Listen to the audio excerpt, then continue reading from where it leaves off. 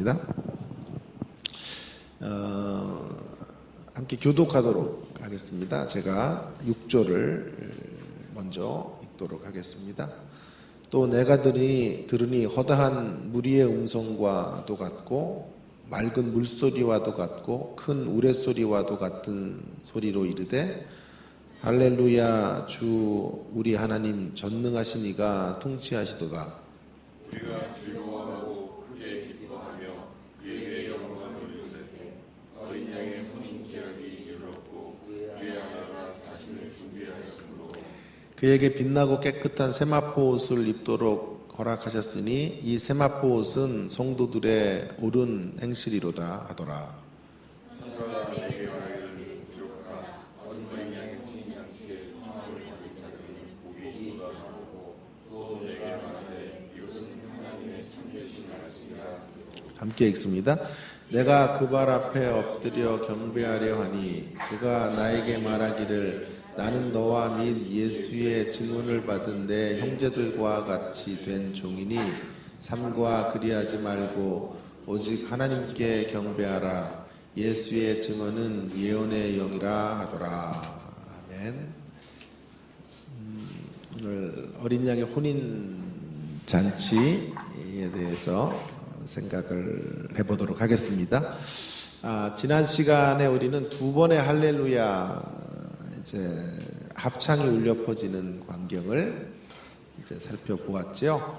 19장 1절에 할렐루야 구원하심에 대하여 찬양을 하고 3절에서 그 구원이 심판 있는 구원이다.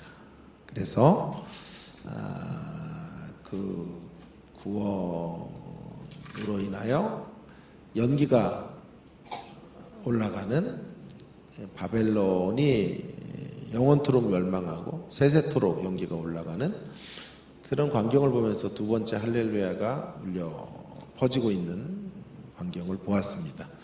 오늘 세 번째 할렐루야 이제 노래인데요. 6절에 있는 것처럼 할렐루야 우리 주 우리 하나님과 전능하신 이가 통치하시도다.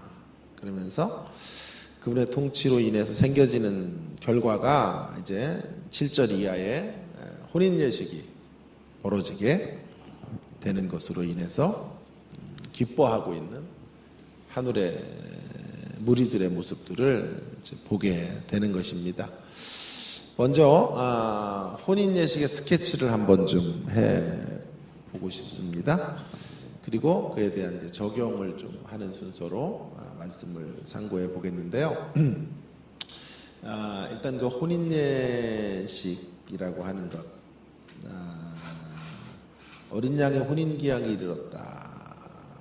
잔치죠, 잔치. 이 잔치라고 하는 것은 성경 안에서 언제나 하나님 나라의 풍요로움을 상징하고 있는 것입니다.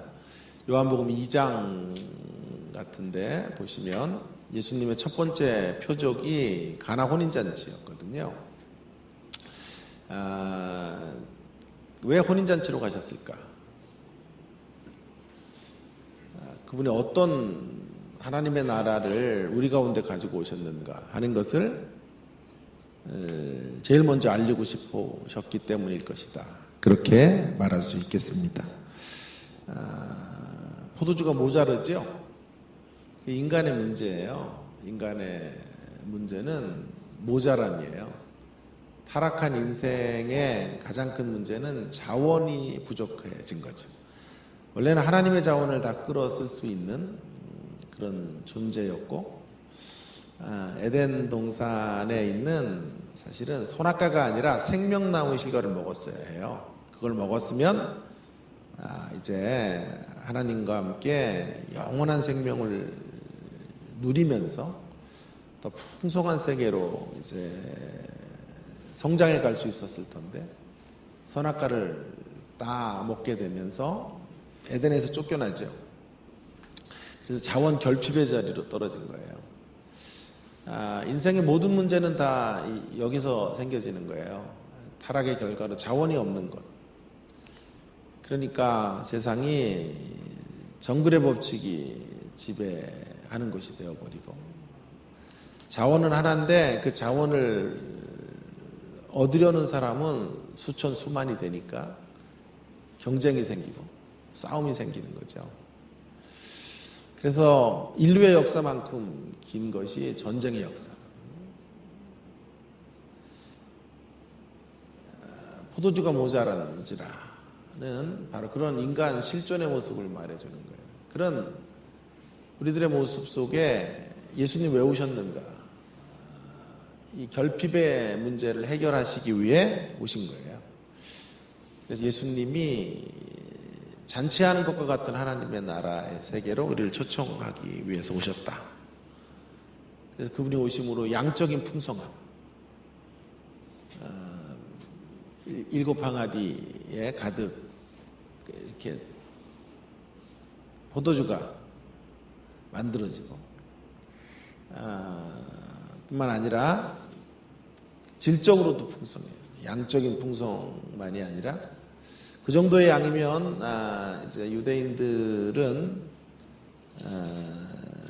그 음료가 딱 2가지밖에 없어요. 물하고 포도주밖에는 변변한 마실 거리가 없으니까요.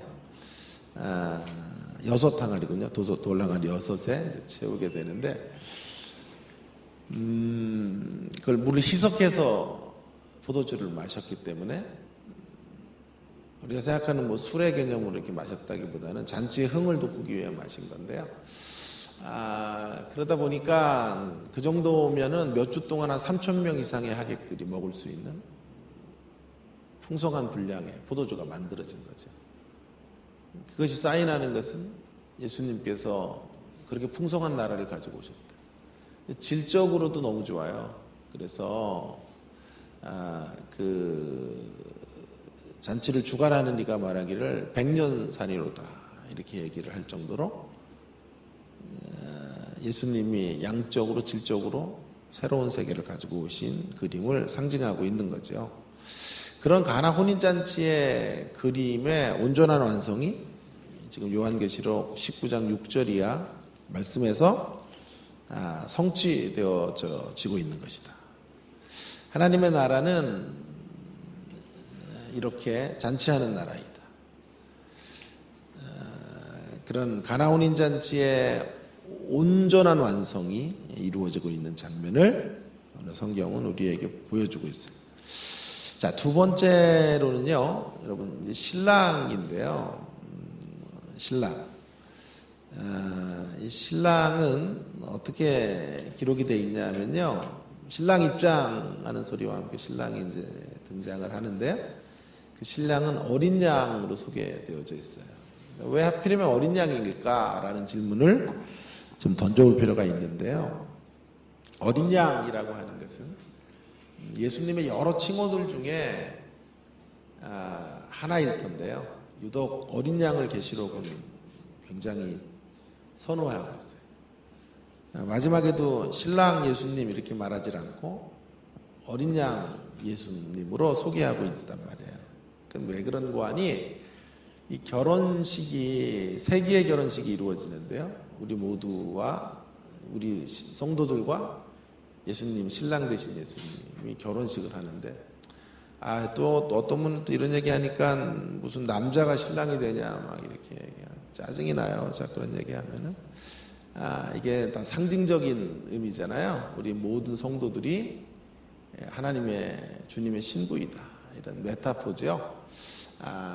그래서 남자도 신부가 될 수 있는 것이에요. 어쨌든, 그래서 함께 결혼 예식에 우리 모두가 신부로, 주님의 신부로 참여하게 되는데요.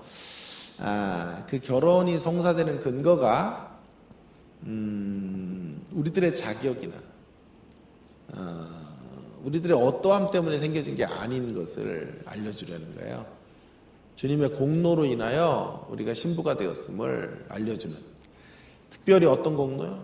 십자가의 공로, 구속하심의 은혜로 말미암아 저와 여러분이 그 공로로 예수님의 신부가 되었다라고 하는 것을 알려주기를 원하는 의도에서 어린 양, 신랑은 어린 양으로 표현하고 있는 거죠. 조금 전에 요한복음 2장을 제가 말씀을 드렸는데요. 예수님은 요한복음 2장에서 다른 이의 결혼 예식에 이제 하객으로 참석하셨다가 이제 기적을 베풀어 주시는데요. 실제로는 이제 더 확장해 가면 그것은 예수님의 정체를 암시하는 건데요. 단지 예수님은 신랑의 결혼식의 하객 정도가 아니라 세상에 진정한 신랑으로 오신 분이에요. 자, 그런 이야기들을 조금 더 그러니까 본격적으로 하는 본문이 마태복음인데요. 마태복음 한번 가볼까요? 11장. 마태복음 11장에 한번 찾아보십시다. 마태복음 11장.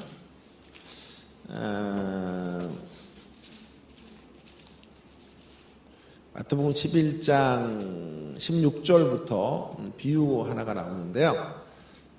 소위 말해서 장터에서 뭐 피리 부는 그런 동무들의 비유라고 말할 수 있겠어요.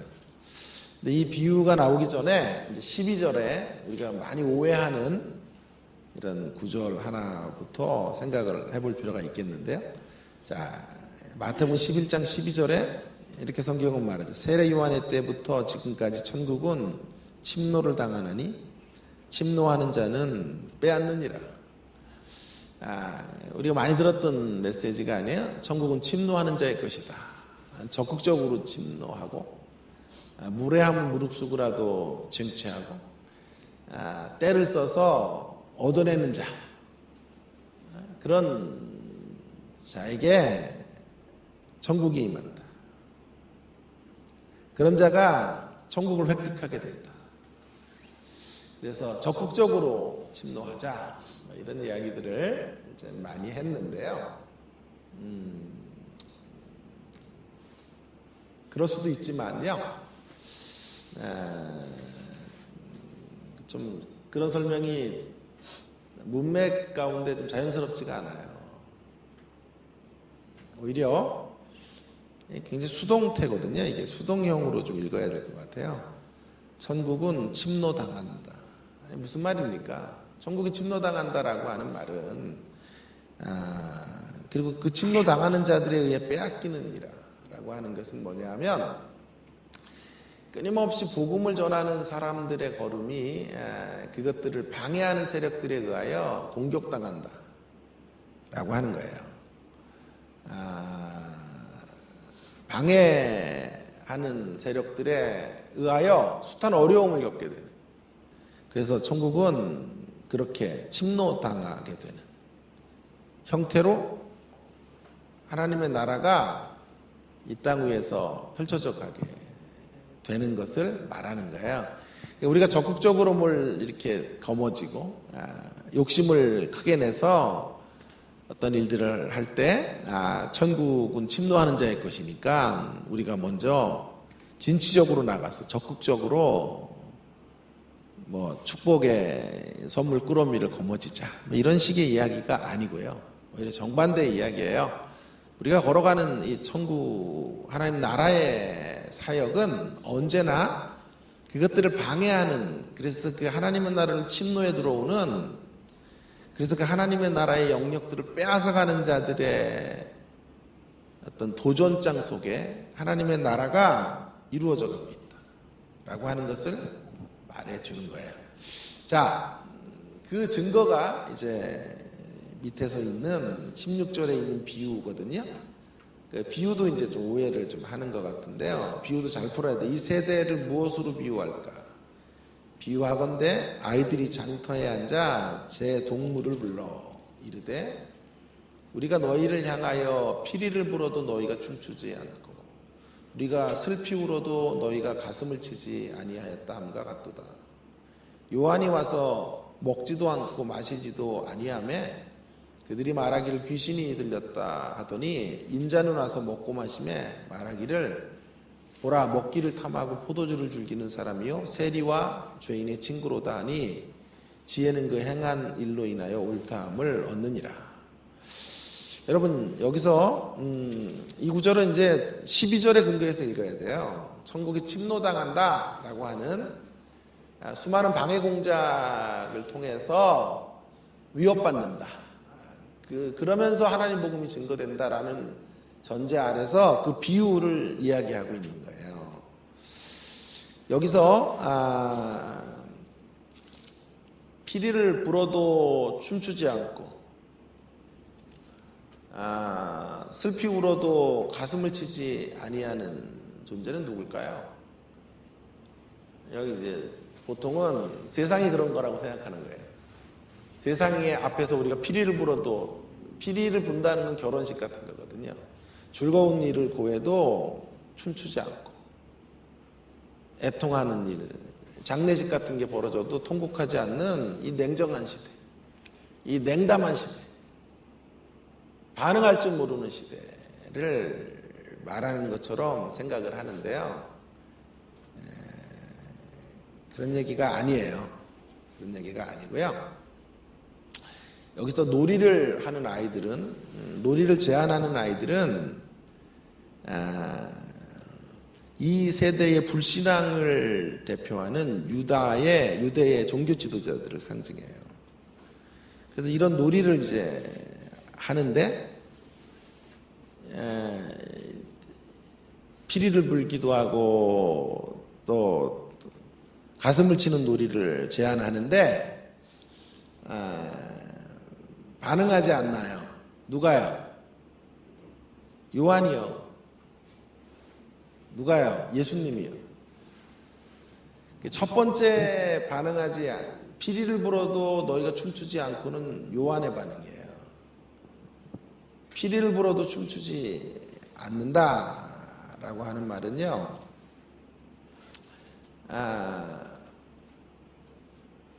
요한을 빗대서 하는 말이죠. 요한은 와서 먹지도 않고 마시지도 아니했어.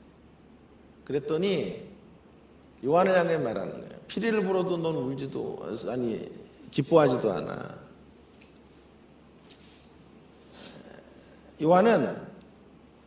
세례 요한은요, 이 땅에 와서 회개의 세례를 허락했고, 회개와 믿음으로 하나님의 나라에 들어와야 된다라고 얘기했다고요.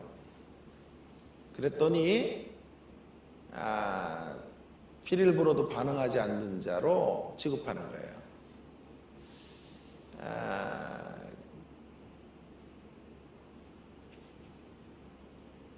세례 요한이 금욕주의자다라고 정죄하는 거지. 세례 요한의 역할은 예수님의 오심을 준비하는 자거든요. 그래서 그는 가슴을 치게 하는 역할이에요. 사람들을 회개의 자리로 이끌고 파산 상태로 이끌어가는 역할을 하는 사람이에요. 세례 요한이 그렇게 말씀을 전했더니 시대의 사람들이 뭐라고 말했냐면, 그런 세례 요한이 걸어가는 사역의 걸음을 가로막으면서 말하기를, 피리를 불어도 울지 않는, 기뻐하지 않는 놈, 저 금욕주의자죠. 그러면서 세례 요한을 질타하고 세례 요한에 가는 길을 막았다 이 말이에요. 그래서 피리를 불어도 울지 않는 존재로 여겨진 자는 세례 요한이에요. 자, 예수님에 대해서는 뭐라고 말하냐면요, 우리가 슬피 울어도 너희가 가슴을 치지 아니하도다 라는 것은 예수님을 빗대서 하는 말이에요. 예수님은요, 이 땅에 오셔서 세례 요한의 제자들이, 예수님의 제자들이 왜 금식하지 않느냐 그러니까 뭐라 그러셨어요? 신랑이 왔는데 무슨 금식을 해? 신랑이 도래했는데 왜 금식하냐? 그 말은 금식하지 말자 이런 얘기가 아니고요. 예수님이 가져온 새로운 시대의 특징은 예수님이 신랑으로 오셨기 때문에 기쁨과 즐거움과 감격의 시대라고 하는 거예요. 그래서 예수님은 오셔서 일상을 즐기시고 평범한 일상의 자리에서 기뻐하시며 죄인들과 세리와 창기들과 함께 먹기를 기뻐하시며 식탁 규제를 하셨다고요. 그 식탁 규제가 잔치예요. 그 식탁 규제가 하나님 나라의 사인이고 그림이에요. 자, 그렇게 살았더니 그렇게 사셨던 예수님을 향해서 세상이 뭐라 그런다고요? 세상이 슬피 우는데 가슴을 치지 않는다. 그러니까 세례 요한이 가는 그 길에 대해서는 반대로 세례 요한의 길을 가로막고, 예수님이 보여주려고 하는 하나님 나라의 모습들에 대해서는 오히려 또 정반대로 희희낙낙하며 이 땅의 죄인들과 세리들과 창기들이랑 놀아나는 존재, 경건함이 없는 존재라고 예수님을 박해했다 이 말이에요. 그래서 천국은 이렇게 요한과 예수님의 길을 가로막는 형태로 침노당하게 된다. 그러면 예수님의 제자들도 역시 그 천국을 침노하는 세력들에 의해 공격을 당할 수밖에 없고, 저와 여러분의 걸음도 역시 동일한 여정이 될 수밖에 없다라고 하는 것을 알려주는 거예요. 자, 그러면요, 여기서 우리가 확인하게 되는 것은 그들이 딴지를 걸죠. 이 놀이를 제안한 시대의 종교 지도자들이 예수님에게 딴지를 거는 게 뭐예요? 예수님은 신랑으로 와서 진정한 신랑으로 잔치하는 것 같은 세상을 이제 우리 가운데 허락해 주려고 오셨는데, 예수님의 그런 의도와 예수님이 왜 이 땅에 오셨는지를 그들이 이해하지 못하지. 그리고 예수님이 경건하지 못하다. 예수님과 그의 제자들은 금식하지 않는다. 라고 예수님의 가는 길에 태클을 거는 거예요.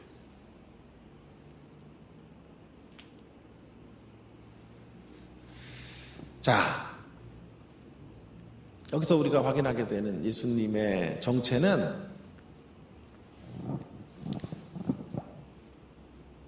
결국 피리를 불고 춤추는 새로운 시대를 가져오신 것이고, 세례 요한은 그 전에 애통하게 하고 가슴을 치게 하고 통곡하게 하는 이런 역할들을 감당하고 새 시대의 주인공에게 바톤을 넘긴 거지.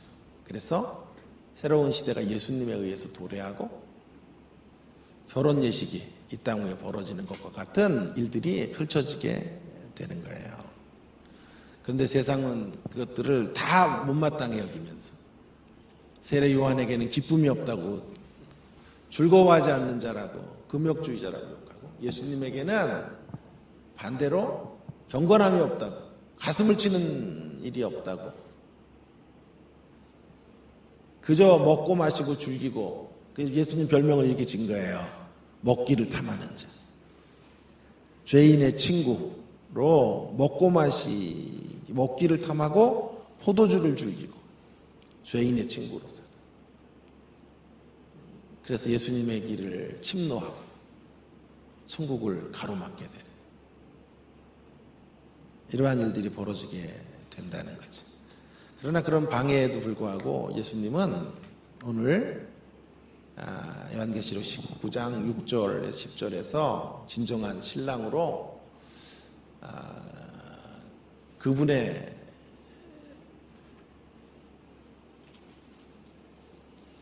하나님 되심에 그분의 자격과 공로로 새로운 시대를 여시고 기쁨의 향연으로 우리를 초청하고 계시는 분이에요.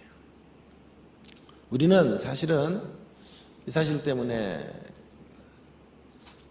감격할 수밖에 없어요. 우리는 이 결혼 예식에 참여할 만한 그 어떤 조건도 없어요. 어떤 자격도, 어떤 반듯함도 없어요. 그러나 새로운 시대를 신랑 되신 예수님께서 가지고 오셨기 때문에, 우리를 신부로 삼아주셨기 때문에 우리가 그분의 신부가 되고 결혼 예식에 꽃이 된 거예요. 그래서 어떤 분의 이 파트의 말씀의 제목이 이거예요. 고멜 창기들의 결혼 예식. 여러분, 우리가 지금 여기 이 놀이를 즐기는 사람들, 여기 이 놀이를 제안하는 사람들, 장터에서 이 사람들과 우리가 별로 다른 사람들이 아니에요. 우리도 하나님 나라의 역사에 줄겨 순종하는 자들이 아니에요. 기쁨으로 그분의 사역들을 돕는 자들도 아니었어요. 원래 우리는 죄인 되었던 존재예요. 원래 이들처럼 천국을 침노하고 하나님의 역사들을 이 모양 저 모양으로 가로막고 태클을 걸었던 생애들이에요. 이 대한민국이라는 나라가 복음에 대해서 우호적이지 않았어요. 너무도 많은 하나님의 사람들을 죽였고 선교하기 가장 어려운 나라 중에 하나였어요. 우상숭배의 국가예요. 우리도 그런 피를 받고 살아왔던 존재들이에요. 창기 고멜과 같은 존재들이죠. 그런 이들에게 늘 이렇게 천국을 침노했던 사람들에게 주님의 은혜가 베풀어진 거죠. 그래서 우리에게 예수님의 신부가 되는 이런 영예로움을, 은총을 허락해 주신 줄로 믿습니다. 그것이 참 우리의 안에 감격이 돼야 되고 기쁨이 돼야 될 줄로 믿습니다. 이 신부의 모습을 이제 세 번째로 살펴보면요, 그 신부가, 그래서 이제 이런 얘기가 나오는 거예요. 신부가 세마포 옷을 준비했는데요, 그 세마포 옷은요 이중적 모습으로 하고 있어요. 잘 보세요. 세마포 옷이요, 세마포 옷이 이중적 모습을 하고 있는 것을 발견해 보세요. 어린 양의 혼인 예식의 기약이 이르렀고 7절에 그의 아내가 자신을 준비하는데요, 8절에 그에게 빛나고 깨끗한 세마포 옷을 입도록 허락. 세마포 옷이 입도록 허락되었기 때문에 입은 것이에요. 그죠? 그리고 세마포 옷은 성도들의 옳은 행실이니까 양면성이 같이 있는 거죠. 주님이 허락해 주셔서 입게 되고, 그래서 입은 자들이 그 은혜를 기반으로 해서 은혜로 입혀진 옷이에요. 세마포 옷이. 그리고 은혜 안에서 올바른 행실로 걸어간 거예요. 이 두 가지가 함께 있는 거지. 기초는 입혀주신 옷이 입혀주신 의의 옷. 아까 제가 말씀드렸죠. 창기 고멜들의 결혼 혼인 예식이라니까요. 창기 고멜들에게 다 우리도 창기이고 다 우리도 영적으로 고멜인데, 그 영적인 창기와 고멜들에게 이 의로운 행실의 옷이 입혀져요. 의의 옷이 입혀져요. 그리고 그 의의 옷이 입혀진 사실 때문에 감격하는 자들이 그 감격으로 주님 앞에 옳은 행실로 걸어가는 그것이 신부의 준비예요. 신부가 뭐 스스로 준비한 게 아니고요, 은혜의 기초 위에서 은혜에 반응한 자들, 깨끗함을 유지하고 정결함을 유지하고. 세마포, 이 세마포 옷은 음녀가 입었던 옷과는 많이 비교가 되죠. 음녀는 화려하고 그런 사치스러운 옷을 입고 서 있었지만, 신부는 주님이 마련해 주신 세마포 옷을 정결함과 진실됨과 거룩함의 세마포 옷을 입고 이 결혼 예식을 준비하게 되는 거예요. 그래서 세기의 결혼식이 영적으로 이루어지게 되는 거죠. 그리고 축복에서는 이렇게 천사를 통해 울려 퍼져요. 어린 양의 혼인 예식에 청함을 받은 자들은 복이 있도다. 주례 같아요, 주례사. 하나님이 하신 주례를 천사가 대독한 것 같아요. 세상에 가장 짧은 주례사. 어린 양의 혼인예식에 청함을 받은 자들은 복이 있도다. 이 복의 선언을 해주고 계신 거죠. 자, 이제 한 2, 3분 정도만 더 시간을 활용해서요. 이 어린 양의 혼인예식을 통한 우리들이 해야 될 신부 수업을 좀 더 깊이 적용해 보기를 원합니다. 우리들의 신부 수업은 두 가지가 함께 이렇게 공존해야 돼요. 하나는 뭐냐 하면, 자 보세요. 이 혼인예식이요, 어린 양의 혼인예식이에요. 어린 양이라는 단어와 혼인예식이라는 단어가 잘 어울리는 단어가 아니에요. 어린 양이라는 단어는 십자가를 상징한다 그랬죠. 거룩이죠. 혼인예식이라는 단어는요, 기쁨과, 혼인예식 때 막 슬퍼하는 사람 없지 않아요? 가장 기쁘고 행복한 순간이 즐김의 시간이잖아요. 축제의 시간이잖아요. 그래서 그때 없는 돈이라도 끌어다가 그 한날을 위해 쏟아붓지 않아요. 사진도 뭐 최고 비싼 사진을 찍고, 저도 찍고 유학 가자마자 버렸어요. 이사를 하도 다니다가 무거워서 어떻게 갖고 다닐 수가 없어요. 그래서 그거 왜 찍었나. 앨범도 지금 찾을 수가 없어요. 하도 여러 나라로 돌아다니다가 오니까요. 책들이랑. 그래서 결혼을 하는 분들에게 그런 거 간소하게 하라 그러는데도 또 안 돼요. 하는 분들에게는 또 그게 또 중요한 의미이기 때문에. 그리고 이제 그들도 하고 나서는 이거 왜 찍었나, 이렇게 비싼 거 간단하게 할 걸 그랬다가 또 후회를 하죠. 그리고 또 부탁을 하지만 또 안 돼요. 이렇게 안 되고, 안 되는 게 대물림 되는 것이 결혼 예식인데요.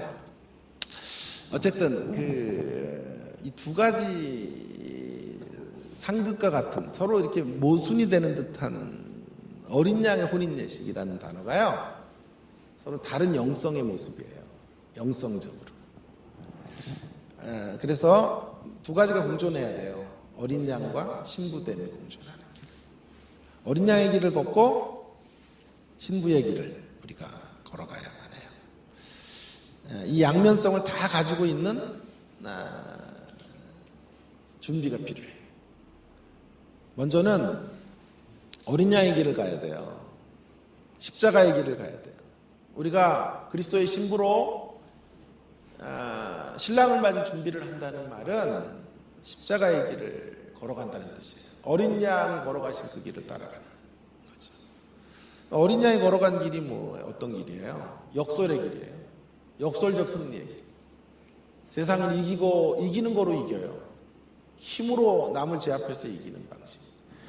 그러나 우리 예수님이 걸어가신 걸음은 지는 것으로 이기고 희생하는 것으로 승리하는 방식. 그 십자가의 역설.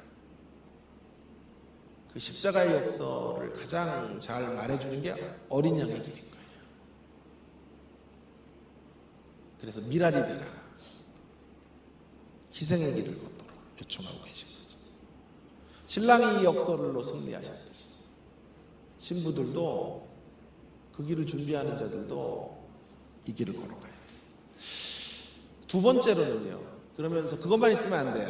그것만 가지고는 신부 준비가 된 게 아니에요.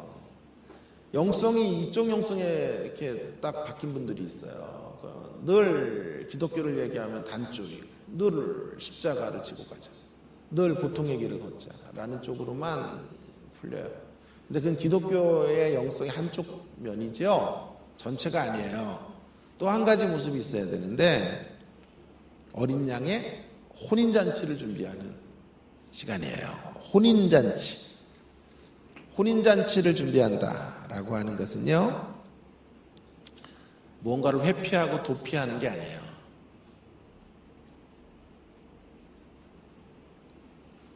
금욕주의 같은 건 바른 신앙이 아니에요. 그래서 십자가의 길을 걸어간다고 세상과 담을 쌓고 사는 것, 그런 건 성경이 원하는 삶이 아니에요.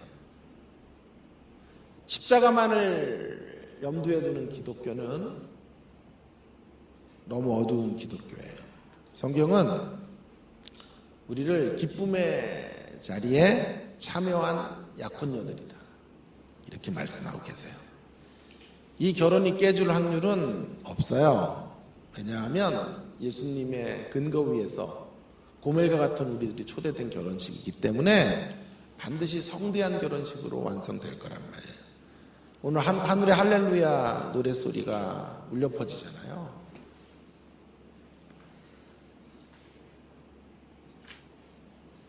얼마나 기쁜 자리인지 몰라요.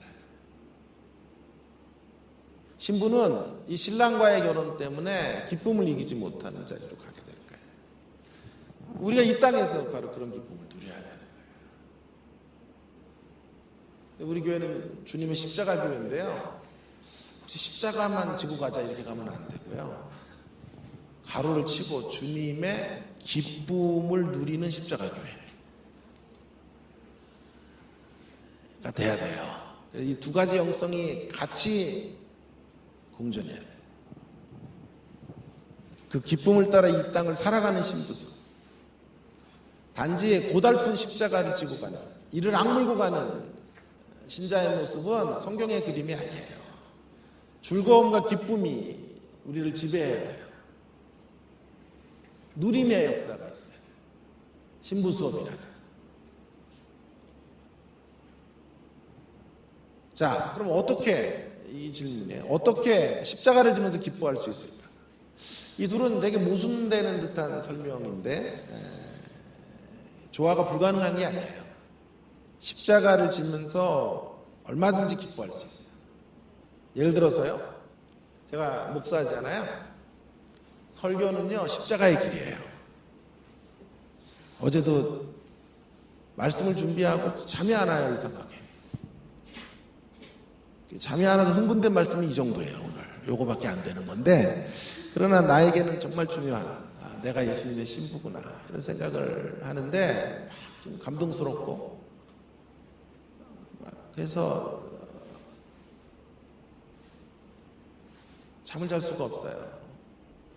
십자가의 길은요, 설교의 길은 고된 거예요. 되게 막 착상이 안 떠오르고 막 이러면요 환장해요, 세상 말로. 고민 하도 하니까 눈이 이렇게 계속 작아져요. 눈이 커질 수가 없어요. 왜냐하면 메시지를 이렇게 하나님 마음을 열어서 본다는 게 너무너무 어려운 거예요. 제가 누이 학생들에게 얘기해요. 30분짜리 묵상을 하면 30분짜리 은혜의 메시지를 하나님 주시고, 1시간을 묵상하면 1시간짜리 은혜의 메시지를 주시고, 하루 종일 묵상하면 하루 종일 은혜의 메시지, 한 달 내내 묵상하면 한 달치 분량의 은혜를 주시는 거니까 묵상의 시간만큼 설교는 바뀔 거다 늘 얘기를 하는데요. 그러다 보니까 너무도 고단한 설교 준비의 시간이에요. 십자가의 길이지만요, 기쁨이 없으면 못해요. 그러나 이 설교를 준비하고 흥분이 돼요.